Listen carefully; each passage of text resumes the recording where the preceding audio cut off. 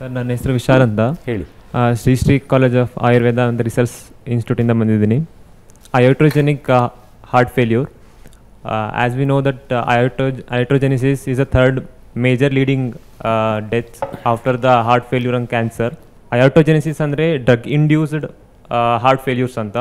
ಅಂದರೆ ಮೆಡಿಸಿನ್ ತೊಗೊಂಡ್ಬಿಟ್ಟು ನಾವು ಕಾಯಿಲೆ ಕ್ಯೂರ್ ಮಾಡ್ಕೊತೀವಿ, ಆದರೆ ಮೆಡಿಸಿನಿಂದಾನೇ ಕಾಯಿಲೆಗಳು ಯಾವುದೋ ಮೆಡಿಸಿನಿನ ಸೈಡ್ ಎಫೆಕ್ಟ್ ಆಗಿ ಹಾರ್ಟ್ ಡಿಸೀಸ್ ಶುರು ಆಗುತ್ತೆ. ಓಕೆ, ಅದರಲ್ಲಿ even that iatrogenesis is contributing for the cancer and heart failure too, like the iatrogenic ಎಲ್ಲ ಗೊತ್ತಾಯ್ತು.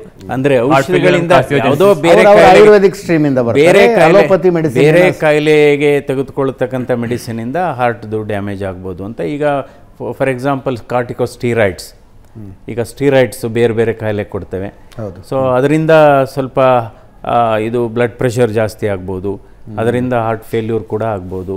ಇನ್ನು ಈ ಪೇನ್ ಕಿಲ್ಲರ್ಸ್ ಅಂತ ಕೊಡ್ತೀವಲ್ಲ, ಈ ಮಂಡಿ ನೋವು, ಬ್ಯಾಕೇಕು, ಅದರಿಂದ ಸ್ವಲ್ಪ ಬಾಡಿನಲ್ಲಿ ವಾಟರ್ ಆ್ಯಂಡ್ ಸಾಲ್ಟ್ ರಿಟೇನ್ ಆಗುತ್ತೆ, ಅದರಿಂದ ಕಿಡ್ನಿ ಫೇಲ್ಯೂರ್ ಆಗ್ಬೋದು, ಹಾರ್ಟ್ ಫೇಲ್ಯೂರ್ ಆಗ್ಬೋದು. ಕೆಲವು ಮೆಡಿಸಿನ್ಸಿಂದ ಆ ಥರ ಆಗುತ್ತೆ.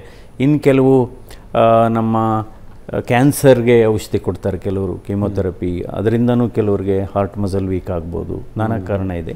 ಸೊ ರಿಗಾರ್ಡಿಂಗ್ ಆಮೇಲೆ ಕೆಲವು ಮೆಟಲ್ಸ್ ಇರುತ್ತೆ, ಯಾವುದು ಲೆಡ್ ಆಗ್ಬೋದು, ಮರ್ಕ್ಯುರಿ ಆಗ್ಬೋದು, ವಾಟರ್ ಕಂಟೆಂಟ್, ಅದೇನೇ ನಮಗೆ ಗೊತ್ತಿರೋದು. ಇವತ್ತು ನಾವು ಕುಡಿಯೋ ನೀರನ್ನು ನಿರಂತರವಾಗಿ ಚೆಕ್ ಮಾಡ್ತಾ ಇರಬೇಕು. ಅವೆಲ್ಲ ಟಾಕ್ಸಿಕ್. ಇದು ಕುಡಿಯೋ ನೀರು, ತಿನ್ನೋ ಆಹಾರ, ಸೇವಿಸುವ ಗಾಳಿ. ಈಗ ಎಲ್ತ್ ಫಾರ್ ಆಲ್ ಅಂತ ಹೇಳ್ತೀವಿ ನಾವು. ಎಲ್ತ್ ಫಾರ್ ಆಲ್ ಅಂದರೆ ಕೇವಲ ಆಸ್ಪತ್ರೆಗಳನ್ನು ಕಟ್ಟೋದ್ರಿಂದ ಅಥವಾ ಔಷಧಿಗಳನ್ನು ಕೊಡೋದ್ರಿಂದ, ಆಪರೇಷನ್ಗಳಿಂದಲೇ ಎಲ್ತ್ ಫಾರ್ ಆಲ್ ಆಗೋದಿಲ್ಲ, ಅದು ಬೇಕು. ಆದರೆ ನಿಜವಾದ ಎಲ್ತ್ ಫಾರ್ ಆಲ್ ಯಾವಾಗ ಅಂದರೆ clean water, clean air and clean food and clean mind, clear mind. ಕ್ಲೀನ್ಗಿಂತ ಕ್ಲಿಯರ್ ಮೈಂಡ್. ಸೊ ಈಗ ಆಮೇಲೆ ಏನಾಗಿದೆ, ಈಗ ನಮ್ಮ ಇರೋ ಈ ಜನ್ರೇಷನ್ನಲ್ಲಿ ಈಗ ನೋಡಿ, ಶರೀರ ಚಲಿಸಬೇಕು, ಮನಸ್ಸು ಸ್ಥಿರವಾಗಿರಬೇಕು. ಈಗೇನಾಗಿದೆ, ಮನಸ್ಸು ಚಲಿಸ್ತಾ ಇದೆ, ಶರೀರ ಚಲಿಸ್ತಾ ಇಲ್ಲ. ಈಗ ಎಷ್ಟೋ ಮನೆಗಳಲ್ಲಿ ಮಾಲೀಕರ ಆರೋಗ್ಯ ಕೆಟ್ಟಿದೆ, ಅಲ್ಲಿ ಕೆಲಸ ಮಾಡತಕ್ಕಂಥ ಸರ್ವೆಂಟ್ಸ್ ಆರೋಗ್ಯ ಚೆನ್ನಾಗಿದೆ, ಯಾಕೆಂದರೆ ವರ್ಕ್ ಮಾಡ್ತಾರೆ, physical activity. So this but ಡೆಫಿನೆಟಾಗಿ ಎಗೇನ್ ಪದೇ ಪದೇ ಹೇಳೋದು, ಜನರು ಆತಂಕ ಪಡೋ ಅವಶ್ಯಕತೆ ಇಲ್ಲ. ಇವಾಗ ಏನೇನು ವರದಿ ಆಗ್ತಾ ಇದೆ, ಅಲ್ಲಿ ಇಷ್ಟು ಜನ, ಗುಲ್ಬರ್ಗಾದಲ್ಲಿ ಇಷ್ಟು, ಶಿವಮೊಗ್ಗದಲ್ಲಿ ಇಷ್ಟು, ಮೈಸೂರಲ್ಲಿ ಇಷ್ಟು, ಹಾಸನದಲ್ಲಿ ಇಷ್ಟು, ಇದೆಲ್ಲ ಮೊದಲಿಂದ ಇರೋದೆ, ಕಳೆದ 20-25 ವರ್ಷದಿಂದ ಇರೋದೆ. ಈಗ ಅದನ್ನು ಎಣಿಕೆ ಆಗ್ತಾ ಇದೆ, ಈಗ ಪ್ರಚಾರ ಸಿಗ್ತಾ ಇದೆ. Yes, all over the world ಅಂದರೆ ಹಾರ್ಟ್ ಡಿಸೀಸ್ ಕ್ಯೂರಿಂಗ್ ವಿಷಯದಲ್ಲಿ ನಡೀತಾ ಇರೋ ಸಂಶೋಧನೆಗಳೇನು ಸರ್? ಹೊಸ ಹೊಸ ಟೆಕ್ನಾಲಜಿ ಏನಾದ್ರು ಬರ್ತಾ ಇದೆಯಾ?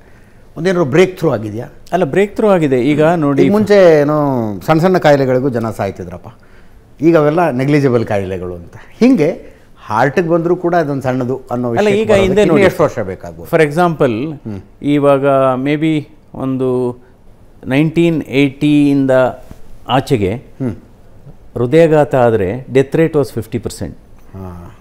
ಈಗ with all this it can be reduce to 5%. Okay okay. So ಇವಾಗ ಕ್ಲಾಟ್ ಡಿಸಾಲ್ವಿಂಗ್ ಮೆಡಿಸಿನ್ ಇದೆ, ಕ್ಲಾಟ್ ಡಿಸಾಲ್ವಿಂಗ್ ಔಷಧಿಗಳಿದೆ, ಮೆಡಿಕಲ್ ಸೈನ್ಸ್ ಅಷ್ಟು ಮುಂದುವರಿದೆ. ಆಂಜಿಯೋಪ್ಲಾಸ್ಟಿ, ಸ್ಟೆಂಟ್ ಅಂತ ಒಂದು ಬಂತು. ಆಪರೇಷನ್ ಇಲ್ದೇ ನಾವು ರಕ್ತನಾಳಗಳನ್ನು ನಾವು ಬ್ಲಾಕೇಜ್ ಸರ್ ಮಾಡ್ಬೋದು. ಮುಂಚೆ ಅಂದ್ರೆ ಬೈಪಾಸ್ ಸರ್ಜರಿ, ಈಗಲೂ ಬೈಪಾಸ್ ಸರ್ಜರಿ ಕೆಲವರಿಗೆ ಬೇಕಾಗುತ್ತೆ, ಅದು ಅನಾಟಮಿ ಮೇಲೆ ಹೋಗುತ್ತೆ. ಇವತ್ತು ಇವನ್ನು ಕವಾಟಗಳನ್ನು, ಹೃದಯದ ವ್ಯಾಲ್ವ್ಸನ್ನು, ಕವಾಟಗಳನ್ನು ಆಪರೇಷನ್ ಇಲ್ಲದೇ ಬದಲಾಯಿಸ್ಬೋದು ಕಾಲಿನ ರಕ್ತನಾಳದ ಮೂಲಕ. ಇವತ್ತು ಹೃದಯದಲ್ಲಿರ್ತಕ್ಕಂಥ ರಂಧ್ರಗಳು, ಹುಟ್ಟಿನಿಂದಲೇ ಬಂದಂಥ ಮಕ್ಕಳಿಗೆ ರಂಧ್ರಗಳನ್ನು ಅಂಬ್ರೆಲ್ಲಾ ಡಿವೈಸ್ನ ನಾವು ಕಾಲು ಮೂಲಕ ಹೃದಯಕ್ಕೆ ಕಳಿಸಿ ನಾವು ಹೋಲ್ನ ಕ್ಲೋಸ್ ಮಾಡ್ಬೋದು ವಿತೌಟ್ ಓಪನ್ ಹಾರ್ಟ್ ಸರ್ಜರಿ. ಆ ಥರ ಮಾಡ್ಬೋದು. ಮತ್ತು ಹಾರ್ಟ್ ಟ್ರಾನ್ಸ್ಪ್ಲಾಂಟೇಷನ್ ಕೂಡ ಇದೆ ಇವಾಗ. ಕರೆಕ್ಟ್, ಆ ಥರ ಇದೆ.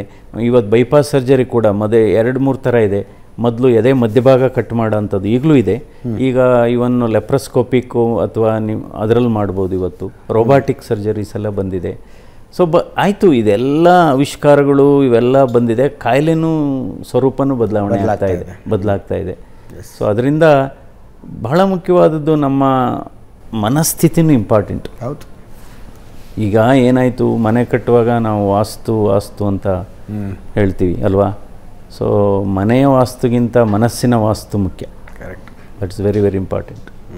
ದ್ವೇಷ, ಸಿಟ್ಟು, ಅದೆಲ್ಲ ಈಗ ನೋಡಿ, ಸಿಟ್ಟು ಮಾಡ್ಕೊಳ್ಳಿ ನೀವು. ಇವಾಗ ನೀವು ಬ್ಲಡ್ ಪ್ರೆಷರೇ ಚೆಕ್ ಮಾಡ್ಕೊಳ್ಳಿ. ಬೆಳಿಗ್ಗೆ 120/80 ಇರುತ್ತೆ, ಮಧ್ಯಾಹ್ನ ಅಂದರೆ ಕೆಲಸ ಮಾಡೋರಿಗೆ ಮಧ್ಯಾಹ್ನ 130/80 ಬರುತ್ತೆ, ಸಂಜೆ ಹೊತ್ತಿಗೆ ಟಯರ್ಡಾಗಿ ಒಂಚೂರು ಜಾಸ್ತಿ ಆಗುತ್ತೆ.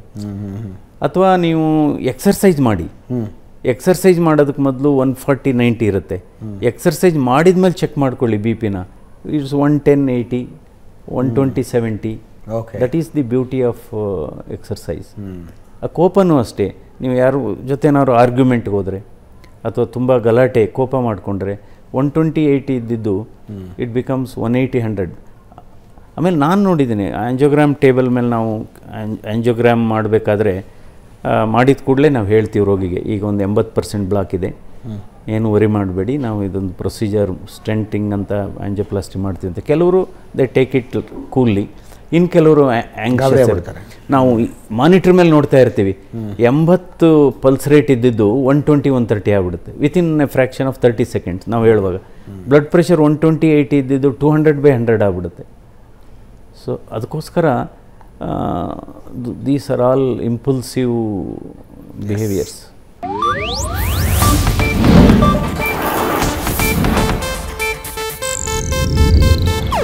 ಇದು ಏಷ್ಯಾನೆಟ್ ನ್ಯೂಸ್ ನೆಟ್ವರ್ಕ್ ಪ್ರಸ್ತುತಿ.